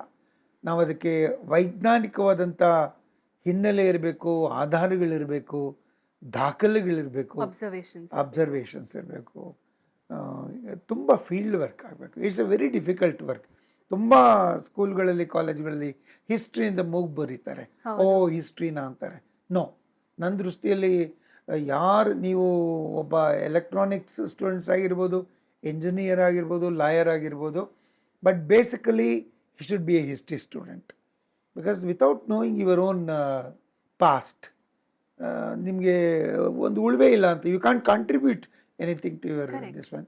So ಈ ಹಿನ್ನೆಲೆಯಲ್ಲಿ ನಾನು ಕಾಲೇಜ್ ಡೇಸಿಂದಲೇ ನನಗೆ ಸ್ವಾಮಿ ವಿವೇಕಾನಂದನ ಒಂದು ವಾಕ್ಯ ನನಗೆ ತುಂಬ ಇನ್ಫ್ಲೂಯೆನ್ಸ್ ಮಾಡಿತ್ತು. ಅದು ಯಾರು ತನ್ನ ಪೂರ್ವಜರ ಹಿರಿಮೆ, ಗರಿಮೆ, ಪರಾಕ್ರಮ ಇವುಗಳನ್ನು ಪ್ರತಿಯೊಬ್ಬರ ಮನೆಯ ಬಾಗಿಲಿಗೆ ತಲುಪಿಸಲು ಪ್ರಯತ್ನಿಸುತ್ತಾನೋ ಅವನು ಸಮಾಜದ ನಿಜವಾದ ಹಿತಚಿಂತಕ ಅಂತ. ಅದು ನನಗೆ ಬಹಳ ಮನಸ್ಸಿನಲ್ಲಿ ಬೇರೂರಿತ್ತು. ಸ್ವಾಮಿ ವಿವೇಕಾನಂದರಿಂದ ಇನ್ಫ್ಲೂಯೆನ್ಸ್ ಆಗದೇ ಇರುವಂಥ ಯೂತ್ ನಮ್ಮ ದೇಶದಲ್ಲಿ ಯಾರಿದ್ದಾರೆ? ಮಹಾನ್ ದೊಡ್ಡ ದೊಡ್ಡ ವ್ಯಕ್ತಿಗಳೆಲ್ಲ ಆಗಿದ್ದಾರೆ. ನಾನು ಅದು ಒಂದು ಸಣ್ಣ ಕಣವನ್ನು ತೆಗೆದುಕೊಂಡಿದ್ದೆ. ನನಗೆ ಎಲ್ಲ ಆಗಿ ಬೆಂಗಳೂರಿಗೆ ಬಂದಮೇಲೆ, ನಾನು APSCಗೆ ಸೇರಿದ ಮೇಲೆ, NCCಗೆಲ್ಲ ಸೇರಿದ ಮೇಲೆ, ಒಂದು 4 ವರ್ಷ ಆದಮೇಲೆ ನನಗೆ ಬಂತು, ಯಾಕೆ ನಾನು ಬ್ಯಾಂಗ್ಳೂರ್ ಹಿಸ್ಟ್ರಿ ಸ್ಟಡಿ ಮಾಡೋಕ್ಕೆ ಶುರು ಮಾಡಬಾರ್ದು ಅಂತ. ನೀವು ಕೇಳಲ್ಲ ಹೇಗಿದೆಲ್ಲ ಬಂತು ಅಂತ. ಸೊ ನಾನು ಒಂದ್ಸಲಿ ತುಂಬ to put it in the nutshell ಅಂತ ಹೇಳ್ತಾರಲ್ಲ, ತುಂಬ ಸಂಕ್ಷಿಪ್ತವಾಗಿ ಹೇಳೋದಾದರೆ, ನಾನು ಫಜ್ಲುಲ್ ಹಸನ್ ಅಂತಂದ್ಬಿಟ್ಟು ಅವ್ರ ಬಗ್ಗೆ ಓದ್ತಾ ಇದ್ದೆ ಲೈಬ್ರರಿನಲ್ಲಿ. ಅವರ ಒಂದು ಪುಸ್ತಕದಲ್ಲಿ Fazlul Hasan's Bangalore to the century is one of the earliest English history book on Bangalore. So ಅದರೊಳಗಡೆ ನಾನು ಅದನ್ನು ಓದಿದ್ದು more for the beauty of the language. ಒಬ್ಬ ಕಾರ್ಪೊರೇಷನ್ನಲ್ಲಿ ಅಧಿಕಾರಿಯಾಗಿ ಅಂಥ ಒಳ್ಳೆ ಇಂಗ್ಲೀಷ್, ಅದು ಎಕ್ಸಲೆಂಟ್ ಇಂಗ್ಲೀಷ್. ಅದರೊಳಗಡೆ ನನ್ನ ಫೋಟೋ ಇತ್ತು. ಅದೇನು ಅಂದರೆ, ಕೋಟೆ ವೆಂಕಟರಮಣ ಸ್ವಾಮಿ ದೇವಸ್ಥಾನದ ಎದುರುಗಡೆ ಒಂದು ಕಂಬ, ಆ ಕಂಬದ ಒಂದು ಫೋಟೋಗೆ ಮೇಲ್ಗಡೆ ಒಂದು ರೌಂಡ್ ಗುರುತು ಹಾಕಿದ್ರು. ಅಲ್ಲಿ ಒಂದು ಸ್ಮಾಲ್ ಪೋರ್ಷನ್ ಚಿಪ್ ಆಫ್ ಆಗಿತ್ತು. ಅವ್ರು ಅದ್ರ ಕೆಳಗಡೆ ಬರೆದಿದ್ರು, this pillar was damage during third ಆಂಗ್ಲೋ-ಮೈಸೂರ್ war ಅಂತ. ನನಗೆ I was surprised and I was curious. ಪುಸ್ತಕ ಇಟ್ಬಿಟ್ಟು ಬಂದು ನೋಡಿದ್ರೆ ಆ ಕಂಬ ಇರಲಿಲ್ಲ, ಅಲ್ಲಿ ಆ ಪೀಸ್ ಇರಲಿಲ್ಲ. ಅವ್ರು ಅದರಲ್ಲೂ ಬರೆದ್ರು ಕೆಳಗಡೆವರೆಗೂ ಸೀಳಿದೆ ಅಂತ. ಇದು ಹೊಸ ಕಂಬ, ಹಾಗಾದ್ರೆ ಹಳೆ ಕಂಬ ಏನಾಯಿತು? I was obviously inquisitive. So ಅದನ್ನು ಅಲ್ಲಿ ವಿಚಾರಿಸಿದೆ, ಎಲ್ಲೂ ಸಿಗಲ್ಲ. ಕೊನೆಗೆ ಹುಡ್ಕೊಂಡು ಹೋದರೆ ಚಾಮರಾಜಪೇಟೆ ಫಸ್ಟ್ ಮೈನಲ್ಲಿ ಸೀತಾಪತಿ ಅಗ್ರಹಾರದಲ್ಲಿ ಒಂದು ರಾಘವೇಂದ್ರ ಸ್ವಾಮಿ ಮಠ ಇದೆ. ಅದರೊಳಗಡೆ ಒಂದು ಸತ್ಯನಾರಾಯಣ ಸ್ವಾಮಿ ದೇವಸ್ಥಾನ. ಅದರೊಳಗಡೆ ಈ ಕಂಬದ ಪೀಠದ ಭಾಗ, ಒಂದು ಕಡೆ ಗರುಡ, ಒಂದು ಕಡೆ ಆಂಜನೇಯ, ಆ ಪೀಠದ ಭಾಗ ಅಲ್ಲಿ ಸ್ಥಾಪನೆ ಮಾಡಿದರು. ಇನ್ನು ಮಿಕ್ಕಿದ 3 pieces with that portion which was chipped off, ಅದು ಆ ಮೋರಿಲಿ ಬಿದ್ದಿತ್ತು. ಸೊ ಅದನ್ನು ಫೋಟೋ ತಗೊಂಡೆ. ಆಮೇಲೆ ಅದ್ರದ್ದು ಫೋಟೋ ತಗೊಂಡೆ. ಸರಿ, ನಾನು ಫಜ್ಲುಲ್ ಹಸನ್ ಹಿಸ್ಟ್ರಿ ಬರೆದಿರು ಅದೆಲ್ಲವನ್ನು ಸೇರಿಸಿ ನನಗೆ ಇಂಗ್ಲೀಷ್ ರೈಟಿಂಗ್ ಮೊದಲಿನಲ್ಲೂ ಫ್ಲೇರ್ ಇತ್ತು. ಕನ್ನಡದಲ್ಲಿ ಅಷ್ಟೇ ಉತ್ತಮವಾಗಿರ್ತಕ್ಕಂಥ ಕನ್ನಡ ಮಾತೃಭಾಷೆ, ನಂಗೆ ಕನ್ನಡದಲ್ಲಿ ಮೊದಲಿಂದಲೂ ಅಭಿಮಾನ ಇದ್ದೇ ಇತ್ತು. ಬಟ್ ಇಂಗ್ಲೀಷ್ ಬಗ್ಗೆ ಫ್ಲೇರ್ ಇತ್ತು. ಎಲ್ಲಕ್ಕಿಂತ ಹೆಚ್ಚಾಗಿ ಡಿಪ್ಲೊಮಾ ಇನ್ ಇಂಗ್ಲೀಷ್ ಮಾಡಿದ್ದೆ. ಸೊ ಇಂಗ್ಲೀಷ್ ಲ್ಯಾಂಗ್ವೇಜು, ಬರವಣಿಗೆ ಎಲ್ಲ ಇತ್ತು. So immediately I wrote A article on that. ಅದನ್ನು ಡೆಕ್ಕನ್ ಹಾಲ್ಗೆ ತೊಗೊಂಡೋಗಿ ಕೊಟ್ಬಿಟ್ಟು ಬಂದೆ. ಅವಾಗೆಲ್ಲ ತೊಗೊಂಡೋಗಿ ಕೊಟ್ಬಿಟ್ಟು ಬರೋದು. ಅವಾಗಲೇ ಮಿಸ್ಟರ್ ಅನಿಲ್ ಕುಮಾರ್ ಅಂತ, ಇಫ್ ಐ ರಿಮೆಂಬರ್ ವೆಲ್, ಅವರು ಅದನ್ನು 2 days ಆದಮೇಲೆ ಒಂದು ಬಾಕ್ಸ್ ಮಾಡಿಬಿಟ್ಟು photo hockey entire article was published in italics. Special article ಆಗಿ ಬಾಕ್ಸ್ ಮಾಡಿದ್ರು. ನನಗೆ ಏನು ಹೇಳಲಿ ನನ್ನ ಸಂತೋಷಕ್ಕೆ, that the first article that was published. Of course ಅದಕ್ಕೆ ಮುಂಚೆ ನಾನು ಬೇರೆ ಬಾಂಬೆ ಒಂದು ಮ್ಯಾಗ್ಝಿನ್ಗೆಲ್ಲ ಬರೆದು ಎಲ್ಲ ಮಾಡಿದ್ದೆ, ಇಂಗ್ಲೀಷ್ನಲ್ಲಿ ಬರಿತಾ ಇದ್ದೆ. ಬಟ್ ಬ್ಯಾಂಗ್ಳೂರ್ ಹಿಸ್ಟ್ರಿ ಬಗ್ಗೆ ಫಸ್ಟ್ ಆರ್ಟಿಕಲ್. ನಾನು ತಕ್ಷಣ ಡೆಕ್ಕಾನ್ಗೆ ಹೋದೆ, ಅವ್ರು ಮೀಟ್ ಮಾಡಿದೆ. ಅವ್ರು ಹೇಳಿದ್ರು, ನಾನು ತುಂಬ ಥ್ಯಾಂಕ್ಸ್ ಸರ್ ಪಬ್ಲಿಷ್ ಮಾಡಿದ್ರೆ. ನೀವು ನಂಗೆ ಥ್ಯಾಂಕ್ಸ್ ಹೇಳೋದಲ್ಲಪ್ಪ, and you got a flair for history, your language is good, please don't stop the research, you please continue this ಅಂದರು. That was the fillip. So ಅಲ್ಲಿಂದ ಶುರು ಆಗಿದ್ದು. ಬಹುಶಃ ಇಲ್ಲಿವರೆಗೂ ನಾನು ಹಿಂದೆ ನೋಡೇ ಇಲ್ಲ. ಇವತ್ತಿಗೂ ನನ್ನ ಬೆಂಗಳೂರು, ನಾನು ಅವಾಗಲೇ ಹೇಳಿದ್ನಲ್ಲ, ಇನ್ನೂ ನನಗೆ ಬೆಂಗಳೂರು ಇತಿಹಾಸದ ಬಗ್ಗೆ ಇವತ್ತು ಅಷ್ಟೊಂದು ಓಡಾಟ ಇಲ್ಲ, ಆಗಿನಷ್ಟು ನಾನು ಓಡಾಟ ಮಾಡೋಕ್ಕಾಗಲ್ಲ. ನಾನು ನಿಮಗೆ ಬರೀ ಹೇಗೆ ಶುರು ಮಾಡಿದೆ ಅನ್ನೋದು ಮಾತ್ರ ಹೇಳ್ತಾ ಇದ್ದೀನಿ ಅಷ್ಟೇ. ಸೊ ಅದರ ಇವತ್ತಿಗೂ ನನ್ನ ಆಸಕ್ತಿ ಬೆಂಗಳೂರಿನ ಇತಿಹಾಸದ ಬಗ್ಗೆ ಖಂಡಿತ ಕುಂದಿಲ್ಲ. ಸೊ ನಾ ಹೇಳಿದ್ನಲ್ಲ, ಕೆದಕಿದ್ರೆ ಚಿನ್ನದ ಗಣಿಯಲ್ಲಿ ದೊಡ್ಡ ದೊಡ್ಡ ಬಂಡೆ ಇರುತ್ತೆ, ಅದ್ರಲ್ಲಿ ಎಲ್ಲೋ ಒಂದು ಸ್ಮಾಲ್ ಗ್ರೈನ್ ಆಫ್ ಗೋಲ್ಡ್ ಸಿಗುತ್ತೆ. ಹಾಗೆ ಬೆಂಗಳೂರಿನ ಇತಿಹಾಸವನ್ನು ಕೆದಕಿದಾಗ ನಿಮಗೆ ಚಿನ್ನದ ಅಂಶಗಳು ಬಹಳಷ್ಟು ಸಿಗುತ್ತೆ. ನಾವು ಆ ಚಿನ್ನವನ್ನು ಎತ್ತಿ ಜನಸಾಮಾನ್ಯರಿಗೆ I am very much interested in common people. ನಾನು ಸ್ವಾಮಿ ವಿವೇಕಾನಂದರ ಮಾತು ಹೇಳಿದ್ನಲ್ಲ, ಜನಸಾಮಾನ್ಯರಿಗೆ ಇತಿಹಾಸವನ್ನು ತಲುಪಿಸಿದಾಗ ಮಾತ್ರ ಇತಿಹಾಸ ಉಳಿಯುತ್ತೆ. ರಿಸರ್ಚ್ ಮಾಡ್ತೀವಿ, ರಿಸರ್ಚ್ ಪೇಪರ್ಸ್ ಪ್ರೊಡ್ಯೂಸ್ ಮಾಡ್ತೀವಿ, ಡಾಕ್ಟ್ರೇಟ್ ತೊಗೋತೀವಿ, ಡಾಕ್ಟ್ರೇಟ್ ಬರುತ್ತೆ, ಪ್ರಮೋಷನ್ ಸಿಗುತ್ತೆ, ಇಂಕ್ರಿಮೆಂಟ್ ಸಿಗುತ್ತೆ, ಅಲ್ಲಿಗೆ ಹೊಟ್ಟೋಗುತ್ತೆ ಅದು. ಆದರೆ ಅದು ಪರ್ಕೊಲೇಟ್ ಆಗಬೇಕು. ಸಾಮಾನ್ಯ ಒಬ್ಬ ಕಡಲೆಕಾಯಿ ಮಾರೋನ್ಗೂ ಒಬ್ಬ ಸೌತೆಕಾಯಿ ಮಾರೋನ್ಗೂ ಬೆಂಗಳೂರು ಹಿಸ್ಟ್ರಿ ಗೊತ್ತಿರಬೇಕು. ದೆನ್ ಅವನು ಊರನ್ನ ಪ್ರೊಟೆಕ್ಟ್ ಮಾಡೋದಕ್ಕೆ ಅವನು ಪ್ರಯತ್ನ ಪಡ್ತಾನೆ. ಇದು ಬಹಳ ಮುಖ್ಯವಾಗಿ ಬೆಂಗಳೂರಿಗೆ ಆಗಬೇಕಾಗಿರೋಂಥ ಕೆಲಸ. ಬಟ್ ನಿಜ ಹೇಳಬೇಕು ಅಂದರೆ ಸರ್, ಈ ಥರ ಬೆಂಗಳೂರು ಬಗ್ಗೆ ಇವಾಗ ನಿಜ ಹೇಳ್ತೀನಿ, ನನಗೇನೆ ಅಷ್ಟೊಂದು ಗೊತ್ತಿರಲಿಲ್ಲ. ನಿಮ್ಮ ಒಂದು ಸಂದರ್ಶನಗಳು ಹಿಂದೆ ಒಂದೆರಡು ನೋಡ್ಕೊಂಡು ಬಂದಿರೋದಕ್ಕೇನೆ ಒಂದು ಸ್ವಲ್ಪ ಮಾಹಿತಿ ನನಗೆ ಸಿಕ್ತೇ ಹೊರತು, ಬಟ್ ನೀವು ಹೇಳಿದ ನಿಜವಾಗ್ಲೂ ಇಟ್ಸ್ ವೆರಿ ಟ್ರೂ. ಎಲ್ಲರಿಗೂ ಗೊತ್ತಾಗಬೇಕು, ನಾವಿರೋ ಊರು, ನಮ್ಮ ಸುತ್ತಮುತ್ತದ ಹಿಸ್ಟ್ರಿ ನಮಗೆ ಗೊತ್ತಾಗಬೇಕು. ಈ ನಿಟ್ಟಿನಲ್ಲಿ ಐ ನೋ ಇದು ತುಂಬ ದೊಡ್ಡ ಇಲಾಬ್ರೇಟ್ ಟಾಪಿಕ್ ಅಂತ, ಬಟ್ ನೀವು ಒಂದು ಟೈಮ್ ಲೈನನ್ನು ಕ್ರಿಯೇಟ್ ಮಾಡಿದ್ದೀರಾ ಬ್ಯಾಂಗ್ಳೂರ್ ಬಗ್ಗೆ. I think if I am not wrong, Jan 14, 1537 ಇಂದ ಬೆಂಗಳೂರು ಫೌಂಡ್ ಇದಾಯಿತು ಅಂತ. ಬಟ್ ನನಗೆ ಒಂದು ಇಂಟ್ರೆಸ್ಟ್ ಇರೋದು, ಇವಾಗ ನಾನು ಸ್ಕೂಲ್ನಲ್ಲಿ ಓದಿದ ಜ್ಞಾಪಕ, ವಿಜಯನಗರ ಎಂಪೈರ್ ಇಂದ ಕೆಂಪೇಗೌಡರು ಒಂದಿಷ್ಟು ಚಿನ್ನದ್ದು ಮತ್ತೆ ಡೈಮಂಡ್ಸ್ನೆಲ್ಲ ತಗೊಂಡು ಬಂದು ಬೆಂಗಳೂರನ್ನ ಸ್ಥಾಪನೆ ಮಾಡಿದ್ರು ಅಂತ. ಅಲ್ಲಿಂದ ಶುರು ಮಾಡೋ ಹಾಗಿದ್ರೆ ಇಲ್ಲಿವರೆಗೂ ಬೆಂಗಳೂರಿನ ಆ ಟೈಮ್ ಲೈನ್ ಒಂದು ಇನ್ನೆಚ್ಚಲ್ಲೇ ಹೇಳ್ತೀನಿ. ಯಾಕೆಂದ್ರೆ ಆ ಟೈಮ್ ಲೈನನ್ನೇ ನಾನು ಅವಾಗಲೇ ಹೇಳಿದ್ನಲ್ಲ, ಹರಿಕತೆ ಥರ ಉದ್ದು ಕೇಳ್ಕೊಂಡು ಹೋಗ್ಬಿಡುತ್ತೆ. I control my self. So time line ಹೇಗೆ ಅಂದರೆ 1537 January 14 ಇಂದಲೇ ತಗೊಳ್ಳೋಣ. ಕೆಂಪೇಗೌಡರು ಅಫ್ಕೋರ್ಸ್, ಕೆಂಪೇಗೌಡರು ಹಿನ್ನೆಲೆ ಹೋದ್ರೆ ಅದೇ ದೊಡ್ಡ ಕತೆ. ಜಯಗೌಡರು, ಕೆಂಪನಾಚೇಗೌಡರು, ಗಿಡ್ಡೇಗೌಡರು ಅಂತ ಅಂದ್ಬಿಟ್ಟು ಅವರೆಲ್ಲ ಯಣಮಂಜಿ ಪುತ್ತೂರು ಹತ್ತ ಕಡೆಯಿಂದ ಬಂದರು ಅಂತ ಹೇಳ್ತಾರೆ. ಅವರಲ್ಲಿ ಬಂದು ಯಲಹಂಕವನ್ನು ತುಂಬ ಚೆನ್ನಾಗಿ ಡೆವಲಪ್ ಮಾಡಿದವರು. ಅವ್ರನ್ನ ಯಲಹಂಕನಾಡ ಪ್ರಭುಗಳು ಅಂತಲೇ, ವಿಜಯನಗರದ ಸಾಮಂತ ಅರಸರಾಗಿದ್ದವರು. ನೀವು ಹೇಳಿದಾಗೆ ವಿಜಯನಗರದ, ಅದಕ್ಕೆ ಬೇರೆ ಬೇಕಾದಷ್ಟು ಕಥೆಗಳಿವೆ. ವಿಜಯನಗರದ ಅರಸರು ಇವರನ್ನ ಬಂದಿ ಖಾನಿಯಲ್ಲಿ ಇಟ್ಟಿದ್ರು, ಅದೆಲ್ಲ ತುಂಬ ಕಥೆಗಳಿವೆ. ನಾನು ಅದಕ್ಕೆಲ್ಲ ಹೋಗ್ತಾ ಇಲ್ಲ. 1537 ಕೆಂಪೇಗೌಡರದ್ದು ಒಂದೇನು ಅಂದರೆ, ಅವ್ರಿಗೆ ಈ ನಗರದ ಬೆಳವಣಿಗೆ, ನಗರವನ್ನು ಸ್ಥಾಪನೆ ಮಾಡೋದು ಅವರ ತಲತಲಾಂತರದಿಂದ ಬಂದಂಥ ಒಂದು ಬಳುವಳಿ. ಬಿಕಾಸ್ ಯಲಹಂಕನಾಡ ಪ್ರಭುಗಳಾಗಿ ಅವರ ಪೂರ್ವಜರು ಯಲಹಂಕವನ್ನು ಕಟ್ಟಿಕೊಟ್ಟಿದ್ರು. ಆ ಒಂದು ಜೆನೆಟಿಕ್ ಆಸ್ಪೆಕ್ಟ್ ಇವರಲ್ಲಿ ಇತ್ತು ಅಂತ ನನ್ನ ವಾದ. ಹಾಗಾಗಿನೇ ಪ್ಲ್ಯಾಂಡ್ ಸಿಟಿಯನ್ನು ಮಾಡೋದಕ್ಕೆ ಸಾಧ್ಯ ಆಯಿತು. ಸೊ 1537 January 14 ಈಗ ನಿಮಗೆ ಏನು ರಾಜಾ ಮಾರ್ಕೆಟ್ ಅಂತ ಒಂದು ಬರುತ್ತೆ, ಅಲ್ಲಿ 4 ಕಡೆ 4 ಎತ್ತುಗಳನ್ನು ಬಿಟ್ಟು 4 ದಿಕ್ಕಿನೆಲ್ಲ ಹೋಗಿ ನಿಂತ್ಕೊಂಡು ಅದನ್ನು ಗಡಿಯನ್ನಾಗಿ ಮಾಡಿದರು, ಕೋಟೆಯನ್ನು ಕಟ್ಟಿದರು, ಪೇಟೆಗಳನ್ನು ಮಾಡಿದರು. ಇದೆಲ್ಲ ಕಥೆಗಳಲ್ಲಿ ಬರುತ್ತೆ. ಅವರ ಮಗ 2ನೇ ಕೆಂಪೇಗೌಡ, 1ನೇ ಕೆಂಪೇಗೌಡನ ಕಾಲದಲ್ಲೇ ಅವರೇನೇ ಈಗಿನ ಏನು ಗ್ಲೋಬಲ್ ಇನ್ವೆಸ್ಟರ್ಸ್ ಮೀಟ್ ಮಾಡ್ತೀವೋ ಅದನ್ನು ಆಗಿನ ಕಾಲದಲ್ಲೇ ಅವ್ರು ಮಾಡಾಕ್ಬಿಟ್ಟಿದ್ರು. ಏನೇನು ನಾವು ಇವಾಗ ಏನು ಹೇಳ್ತೀವೋ ಅವೆಲ್ಲ ಆಗಲೇ ಮಾಡಿದ್ದಾರಮ್ಮ ಅವರು, ಆಗಲೇ ಮಾಡಾಕ್ಬಿಟ್ಟಿದ್ರು. Because he invited people from various places, ಟ್ರೇಡರ್ಸ್ನ. ಅವ್ರು ಬಂದು ಜಾಗ ಕೊಟ್ಟರು. ನಾವಿವತ್ತು ನಿಮ್ಗೆ ಅಲ್ಲಿ ಜಾಗ ಕೊಡ್ತೀವಿ, ನಿಮ್ಮ ಕಂಪನಿ ಸ್ಟಾರ್ಟ್ ಮಾಡಿ, ವಾಟ್ ಈಸ್ ದ್ಯಾಟ್? ಅದು ಅವಾಗಲೇ ಮಾಡಿದ್ದವರು.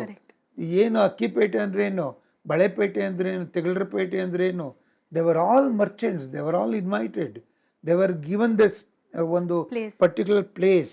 ನಿಮ್ಮ ಧರ್ಮವನ್ನು ಪಾಲಿಸಿ, ನಿಮ್ಮ ದೇವಸ್ಥಾನವನ್ನು ಕಟ್ಕೊಳ್ಳಿ, ನಿಮ್ಮ ರಿಲಿಜನ್ಸ್ನ ಆಚರಿಸ್ಕೊಳ್ಳಿ, ನಿಮ್ಮ ವ್ಯಾಪಾರ ಮಾಡ್ಕೊಳ್ಳಿ.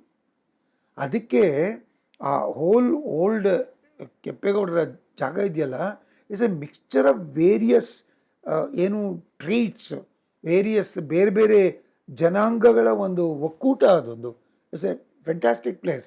ನಿಮಗೆ ಮೆಜೆಸ್ಟಿಕ್ ಬಗ್ಗೆ ಇಬ್ಬರು ರಿಸರ್ಚ್ ಮಾಡ್ಬೋದು, ಡಾಕ್ಟ್ರೇಟ್ ಮಾಡ್ಬೋದು. ಅದಕ್ಕೇನೆ ಹೇಳಿದ್ರು ಬೆಂಗಳೂರು ಬಗ್ಗೆ ಇನ್ನೂ ತುಂಬ ಸಂಶೋಧನೆ ಮಾಡಬೇಕು ಅಂತ ಹೇಳಿದ್ರು ಅಂತ. ಅಲ್ಲಿ ಒಂದೊಂದು ಗಲ್ಲಿ ಒಂದೊಂದು ಬೀದಿನೂ ಒಂದೊಂದು ಕತೆ ಹೇಳುತ್ತೆ. ಒಬ್ಬೊಬ್ಬರು ಜನಾಂಗದ ಬಗ್ಗೆ ಒಂದೊಂದು ಬೀದಿ ಇದೆ, ಹೆಸರುಗಳಿವೆ ಹಾಗೆ. ಸೊ ಹಾಗಾಗಿ ಅವರು ಅವರ ಕಾಲದಲ್ಲೇ ತುಂಬ ಸಮೃದ್ಧಿ ಹೊಂತು. ಎಷ್ಟೊಂದು ಸಮೃದ್ಧಿ ಹೊಂದಿತ್ತು ಅಂದರೆ ಅಕ್ಕಪಕ್ಕದ ಪಾಳ್ಯಗಾರಗಳಲ್ಲಿ ಇವ್ರ ಮೇಲೆ ಮುಗಿ ಬೀಳುವಂಥ ಸಾಧ್ಯತೆಗಳಿದ್ವು. ಹೀಗಾಗಿ ಅವ್ರ ಮಗ 2ನೇ ಕೆಂಪೇಗೌಡರು ಬೆಂಗಳೂರಿನ ರಕ್ಷಣೆ ಮಾಡ್ಕೊಳ್ಳೋದೇ ಅವ್ರಿಗೊಂದು ಭಾಳ ಮುಖ್ಯವಾದ ಕೆಲಸ ಆಗಿತ್ತು. ಹೀಗಾಗಿ ಎಲ್ಲ 4 ಗೋಪುರಗಳು ಅನ್ನೋದು ಸರಿಯೇ, ಆದರೆ 4ಕ್ಕಿಂತ ಹೆಚ್ಚು ಗೋಪುರಗಳಿವೆ ಅನ್ನೋದು ನನ್ನ ಸಂಶೋಧನೆ. ಸೊ 8-10 ಗೋಪುರಗಳಿದ್ವು ಅಂತ. ಗೋಪುರಗಳನ್ನು ಕಟ್ಟಿದ್ರು. ಆ ಗೋಪುರಗಳಲ್ಲೆಲ್ಲ ಕಾವಲುಗಾರ ಇರೋನು. ಸೊ ಹೀಗಾಗಿ ಬೆಂಗಳೂರಿನ ರಕ್ಷಣೆ 2ನೇ ಕೆಂಪೇಗೌಡರ ಕೆಲಸ ಆಗಿತ್ತು. ನಂತರ ಈ ಕೆಂಪೇಗೌಡರ ಕಾಲ ಮುಗಿದ ಮೇಲೆ ಇದು ಈ ಮರಾಠರ ಕೈಗೆ ಹೋಗುತ್ತೆ. ಮರಾಠರ ಕಾಲದಿಂದ ನಂತರ ಅಷ್ಟೊತ್ತಿಗೆ ಬೆಂಗಳೂರಿನ ಪ್ರಸಿದ್ಧಿ ಎಲ್ಲಿವರೆಗೂ ಹೋಗಿತ್ತು ಅಂದ್ರೆ ಔರಂಗಜೇಬನ್ಗೆ ಹೋಗ್ಬಿಟ್ಟು ಅವನು ಕಾಸಿಂ ಖಾನ್ ಅಂತ ಒಬ್ಬ ಜನರಲ್ನ ಇಲ್ಲಿ ಕಳಿಸ್ಕೊಡ್ತಾನೆ, ಮೊಘಲರ ಆಡಳಿತ. ಅವನು ಬಂದು ಸೋಮವಾರದ್ದು 1697 ಆ ಟೈಮ್ಗೆ ಬೆಂಗಳೂರನ್ನ ಬಂದು ಆಕ್ರಮಿಸ್ಕೊಳ್ತಾನೆ, ಮರಾಠರಿಂದ ಬೆಂಗಳೂರನ್ನ ತೆಗೆದುಕೊಳ್ತಾನೆ. ಅವನೊಂದು 3-4 ವರ್ಷ ಇಲ್ಲಿದ್ಮೇಲೆ ಔರಂಗಜೇಬ್ ಅವನಿಗೆ ನೀನು ಬೇರೆ ಕಡೆ ಸಿರಾ ಕಡೆ ಹೋಗು ಅಂದಾಗ ಅವಾಗ ಇದನ್ನ ಮೈಸೂರು ಅರಸರು ತೆಗೆದುಕೊಳ್ತಾರೆ, ಚಿಕ್ಕದೇವರಾಜ ಒಡೆಯರ್ ಅವರೆಲ್ಲ. ಆನಂತರ ಮತ್ತೆ ಸಮ್ವೇರ್ ಅರೌಂಡ್ 1750 ಅಷ್ಟೊತ್ತಿಗೆ ಟಿಪ್ಪು ಸುಲ್ತಾನ್ ಬೆಂಗಳೂರನ್ನ ಆಕ್ರಮಿಸ್ಕೊಳ್ತಾನೆ.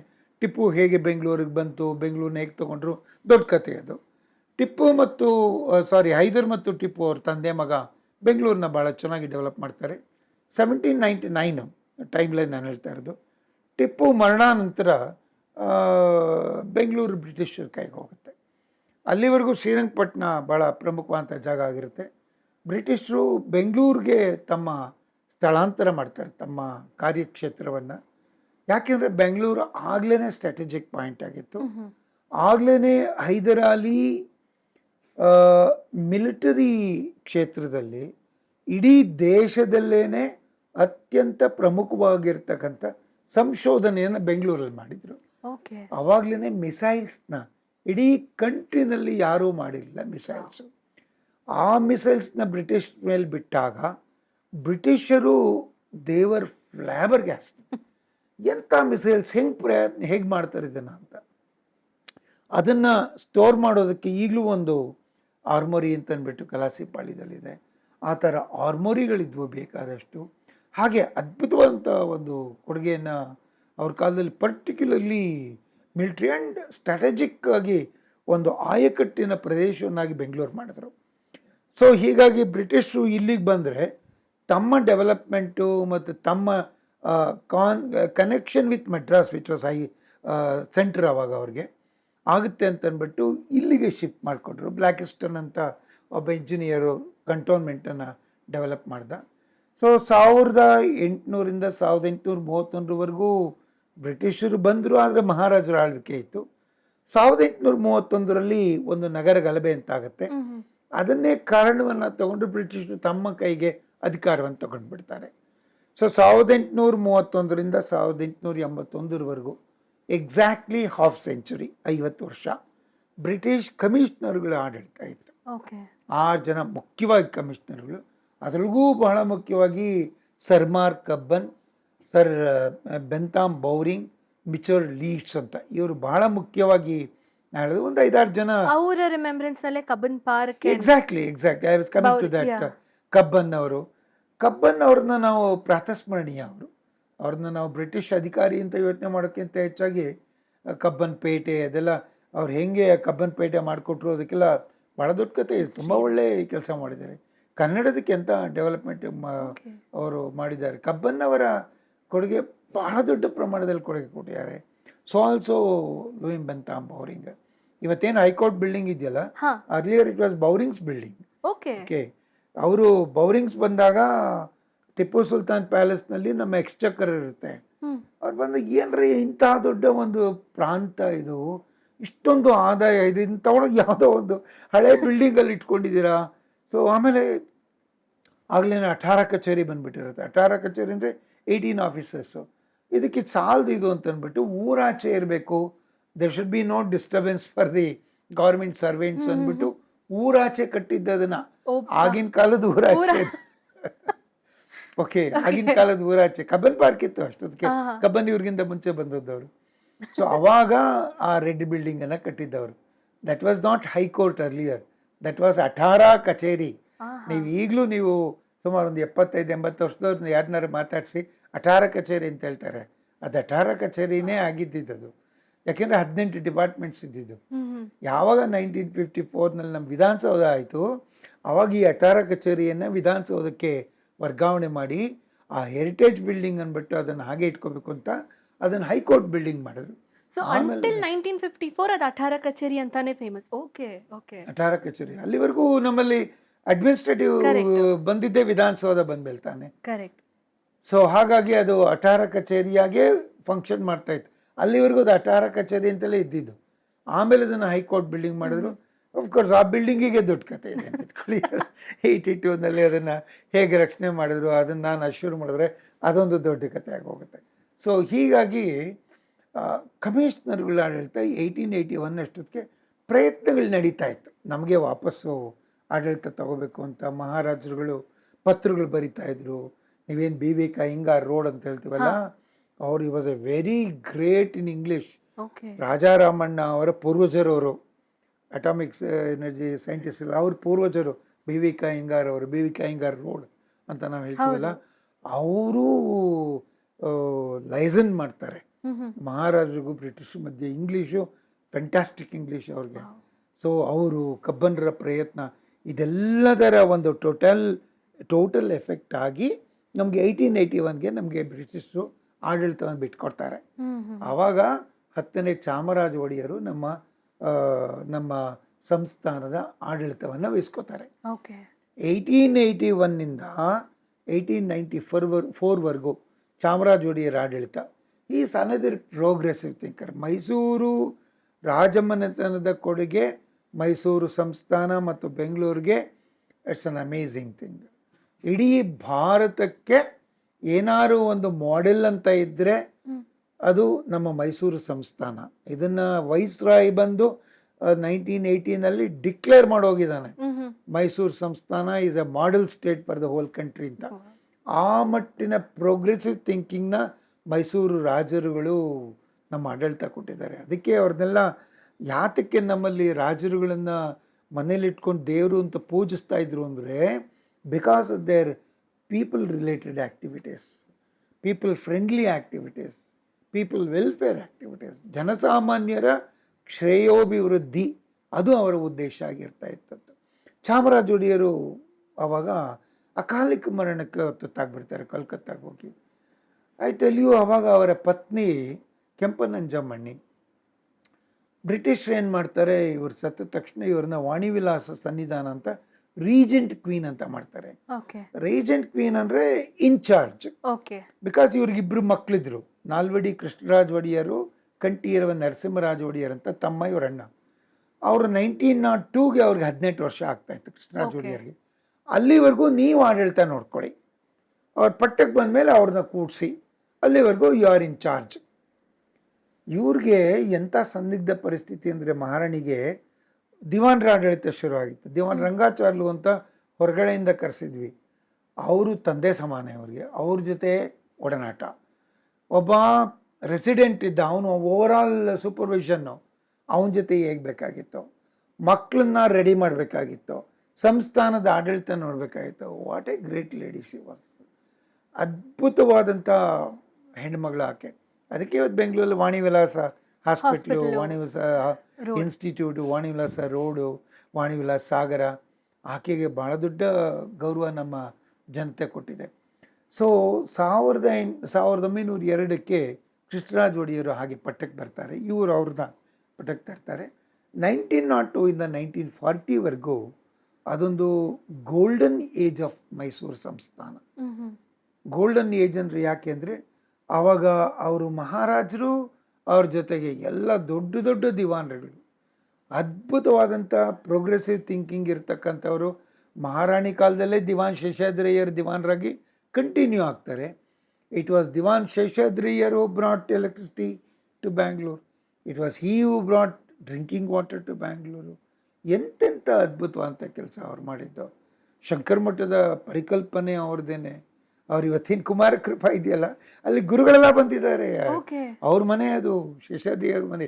ಅದಕ್ಕೆ ಶೇಷಾದ್ರಿಪುರಂ ಶೇಷಾದ್ರಿ ರೋಡ್ ಅದೆಲ್ಲ ಅದಕ್ಕೆ ಆ ವಿಸಿನಿಟಿ ಅವ್ರ ಮನೆ ಬಂದಿರಿಂದ ಸ್ವಂತ ವಾಸ ಕಟ್ಕೊಂಡಿದ್ದದು ಯಾವುದು ಕುಮಾರಕೃಪಾ.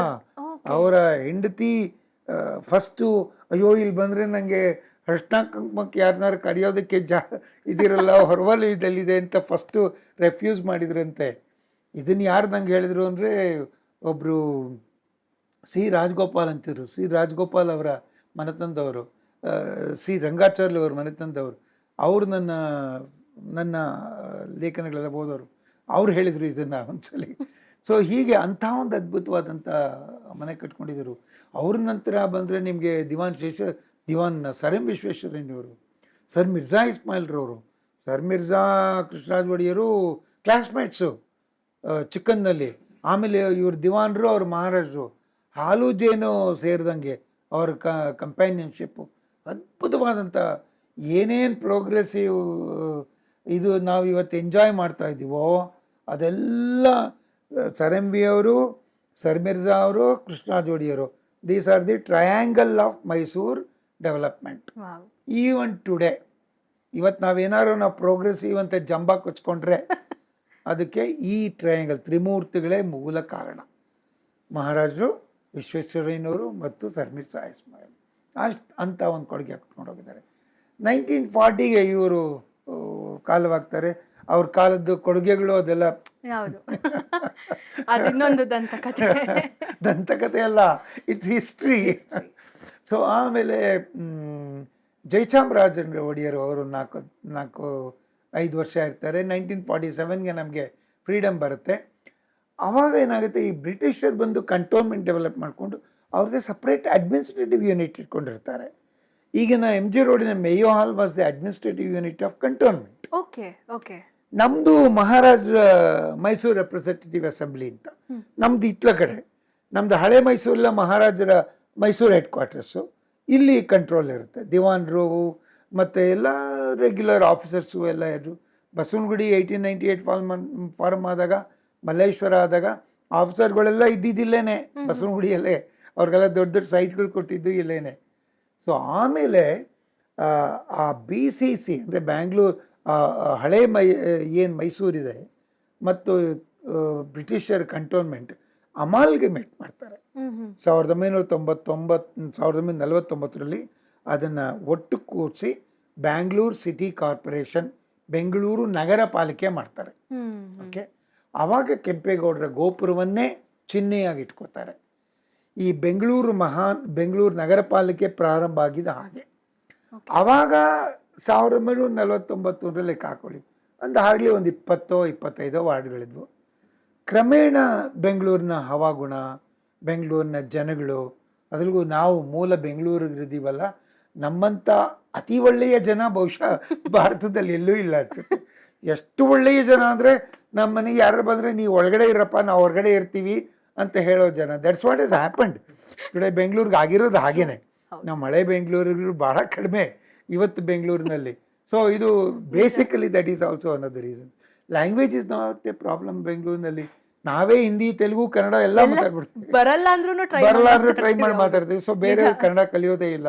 ಸೊ ಹೀಗಾಗಿ ಅವ್ರಿಗೆ ಭಾಷೆಯ ಪ್ರಾಬ್ಲಮ್ ಇಲ್ಲ, ಫುಡ್ಡಿನ ಪ್ರಾಬ್ಲಮ್ ಇಲ್ಲ, ಹವಾಗುಣದ ಪ್ರಾಬ್ಲಮ್ ಇಲ್ಲ, ಕೆಲಸದ ಪ್ರಾಬ್ಲಮ್ ಇಲ್ಲ. ಸೊ ಬೆಂಗಳೂರು ಬೆಳೀತಾ ಹೋಯಿತು, ಬಹಳ ಫಾಸ್ಟಾಗಿ ಬೆಳೀತು. ಭಾರತದ ಯಾವುದೇ ನಗರ ಬೆಳೆಯದಷ್ಟು ವೇಗವಾಗಿ ಕಳೆದ ಒಂದು 75 ವರ್ಷದಲ್ಲಿ ಬೆಂಗಳೂರು ಬೆಳೆದ್ಬಿಡ್ತು. ಕಾರಣ ಇದೇನೆ, ಹವಾಗುಣ, ಜನಗಳು ಮತ್ತು ಇಲ್ಲಿಯ ರೀತಿ ನೀತಿಗಳು, ಯಾವ ಅಡ್ಡತಡೆಗಳು. ಆಮೇಲೆ ಭಾರತದ ಕೊನೆಯಲ್ಲಿದೆ, ಯಾವುದೇ ಡೇಂಜರ್ ಇಲ್ಲ ನಮಗೆ. ಸೊ ಹೀಗಾಗಿ ಉತ್ತರ ಭಾರತದವ್ರಿಗೆ ಯಾವಾಗಲೂ ಏನಾರು ಒಂದು ಸಮಸ್ಯೆ ಇರ್ಬೋದು. ಆಮೇಲೆ ನಮ್ಮ ನದಿಗಳು ಪ್ರವಾಹ ಬರೋದಿಲ್ಲ ಜಾಸ್ತಿ, ಎಲ್ಲ ಜಲಪಾತಗಳು ಇರ್ತಕ್ಕಂಥದ್ದು. ಸೊ ನದಿಗಳಿಂದ ಪ್ರಾಬ್ಲಮ್ ಇಲ್ಲ. ಇವತ್ತು ಬೆಂಗಳೂರು ನಾವು ಫೇಸ್ ಮಾಡ್ತಿದ್ರೆ because of the mismanagement. So ಹೀಗಾಗಿ 2007ರಲ್ಲಿ ಇದೆಲ್ಲವನ್ನು ಕ್ರೋಢೀಕರಿಸಿ 110 ವಿಲೇಜ್ಗಳು ಎಲ್ಲವನ್ನು ಸೇರಿಸಿ ಆವಾಗ BBMP ಮಾಡಿದರು, ಬೃಹತ್ ಬೆಂಗಳೂರು ಮಹಾನಗರ ಪಾಲಿಕೆ. ಆವಾಗ ಕೆಂಪೇಗೌಡರು ಗೋಪುರನ ಚೇಂಜ್ ಮಾಡಬೇಕು ಅಂತಂದ್ರು, ಅದೆಲ್ಲ ಒಂದು ದೊಡ್ಡ ಕತೆ. ಆವಾಗಲೇ ದೊಡ್ಡ ಗೋಪುರ ಎತ್ತರವಾದಂಥ ಒಂದು ಕಂಬ ಮಾಡಿ ಅದರ ಮೇಲೆ ಕಂಬವನ್ನು ಇಡಬೇಕು ಅಂತ ಮಾಡಿದ್ದು ಅವಾಗಲೇ. ಈ BBMPನೂ ಇವಾಗ ಸಾಕಾಗಲಿಲ್ಲ. ಈಗ 2026ನಲ್ಲಿ ಎಷ್ಟೊಂದು ಬೆಳೆದು ಬಿಟ್ಟಿದೆ ಅಂದರೆ, ಇತ್ಲಗಡೆ ರಾಮನಗರ ಹೋಗಿದೆ, ಇತ್ಲಗಡೆ ಆಲ್ಮೋಸ್ಟ್ ತುಮಕೂರುವರೆಗೂ ಹೋಗ್ತಾ ಇದೆ. ಸೊ ಹೀಗಾಗಿ 2026ಅಲ್ಲಿ ಗ್ರೇಟರ್ ಬೆಂಗಳೂರು ಅಥಾರಿಟಿ ಅಂತ ಮಾಡಿ ಇದನ್ನು 3 ಪಾಲಿಕೆಯನ್ನು ಮಾಡಿ, ಆಗ ಪಾಲಿಕೆ ಮಾಡಿದಾಗ 20 ವಾರ್ಡ್ಗಳು, 20 ಕಾರ್ಪೊರೇಟ್ರುಗಳು, ಒಬ್ಬ ಏನು ಮೇಯರು, ಒಬ್ಬ administrative officer, commissioner from the government. Mayor is elected body by the corporators ಜನಪ್ರತಿನಿಧಿ. ಈ ಥರ ವ್ಯವಸ್ಥೆ ಆಡಳಿತಕ್ಕಿದ್ದು. ಈಗಲೂ ಅದೇ ವ್ಯವಸ್ಥೆನೇ ಇರ್ತಕ್ಕಂಥದ್ದು. ಬಟ್ ಇಷ್ಟು ದೊಡ್ಡ ಬೃಹತ್ ಪ್ರಮಾಣದಲ್ಲಿ ಬೆಳೆದಿರೋದ್ರಿಂದ ಈಗ GBA ಇದೆ. ಇದು ನೋಡಮ್ಮ 1537ಇಂದ GBA ಆಗೋವರೆಗೂ ದಿಸ್ ಇಸ್ ಟೈಮ್ ಲೈನ್. ಈ ಟೈಮ್ ಲೈನ್ನ ನಮ್ಮ ಮಕ್ಕಳು ಪ್ರತಿಯೊಬ್ಬ ವ್ಯಕ್ತಿಗೂ ಗೊತ್ತಿರಬೇಕು. Definite, very very well shed sir. ನಿಜವಾಗ್ಲೂ ಗ್ರೇಟ್. ಇಷ್ಟು ಒಂದು ಎಲಾಬರೇಟ್ ಒಂದು ಡೆವಲಪ್ಮೆಂಟ್ ಬೆಂಗಳೂರದು. ಬಟ್ ಬೆಂಗಳೂರಿಗೆ ಬೆಂಗಳೂರು ಅಂತಾನೆ ಹೆಸರಿಡಬೇಕು ಅಂತ ಹೇಗದು? ಆ ಬೆಂಗಳೂರಿನ ಹೆಸರು ಹಿಂದಿನ ಹಿಸ್ಟ್ರಿ ಏನಂತ? ಬೆಂದ ಕಾಳೂರು ಅಂತ ನಮಗ್ ಗೊತ್ತಿದ್ದು. ಹೌದು, ಪರ್ಟಿಕ್ಯುಲರ್ಲಿ ಬಸವನಗುಡಿ, ಮಲ್ಲೇಶ್ವರ, ಚಾಮರಾಜಪೇಟೆ ಇಂಥ ಹಳೆ ಬಡಾವಣೆಗಳಾಗೋದಕ್ಕೆ ಪ್ಲೇಗೆ ಕಾರಣ. ಆ ಚಾಮರಾಜಪೇಟೆ ಆ ಹೆಸರಿಲ್ಲ, ವೆಸ್ಟ್ ಎಕ್ಸ್ಟೆನ್ಷನ್ ಅಂತ, ವೆಸ್ಟ್ ಆಫ್ ಹಳೆ ಬ್ಯಾಂಗ್ಳೂರು ಅಂತ. ಈವನ್ ಟುಡೇ ಎಲ್ಲೋ ಒಂದೇ ಒಂದು ಬೋರ್ಡಲ್ಲಿ ವೆಸ್ಟ್ ಎಕ್ಸ್ಟೆನ್ಷನ್ ಅಂತಿದೆ. ಸ್ಯಾಂಡ್ಲೂರ್ ಸೋಪ್ ಫ್ಯಾಕ್ಟ್ರಿ ಇದೆಯಲ್ಲ, ಅಲ್ಲಿ ಟ್ರಯಾಂಗಲ್ ಬರುತ್ತಲ್ಲ, ಅಲ್ಲೊಂದು ದೊಡ್ಡ ಕಂಬ ಇದೆ. ಆ ಕಂಬ ನಿಮಗೆ ಕಾಣಿಸೋದಿಲ್ಲ. ಆ ಕಂಬ ಇಂಡಸ್ಟ್ರಿಯಲ್ ಟವರ್ ಅದು. ಅಲ್ಲಿ ಹೋದರೆ ನಿಮಗೆ ಅಲ್ಲಿ ಕ್ಲೀನಾಗಿ ರಾಜಾಜಿ ಬಂದು ಇನಾಗ್ರೇಟ್ ಮಾಡಿದ್ದು, site details, everything. Even today you can see that.